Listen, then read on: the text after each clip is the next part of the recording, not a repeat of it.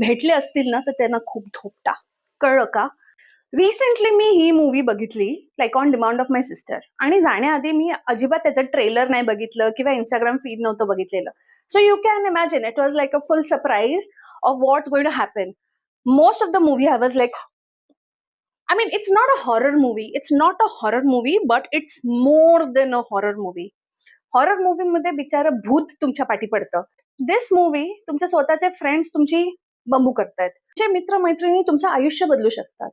Like in this movie, Ian and Bear, two friends, like they are suppose to be best friends. इयानला पूर्णपणे माहित होतं की हा बेअर निकीला खूप पसंत करतो आणि तो काय करतोय, लाइक त्याला प्रोत्साहन देतोय, त्याची रिहर्सल करवतोय की तू तिला कसं प्रपोज कर, हे ते. आणि म्हणजे पण एकदा पण नाही त्यांनी सांगितलं की बाबा निकी आणि मी एकत्र आहे तर तू थोडा लांब राहा. नाही नाही, त्याला तो म्हणतो की जा जा, तिला हे असं बोल तसं बोल, लाईक लिटरली.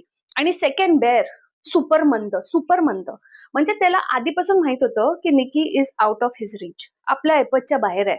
म्हणून निकी जेव्हा समोरून त्याला विचारते like do you like me, तो काय म्हटला की yes, I love you like a friend.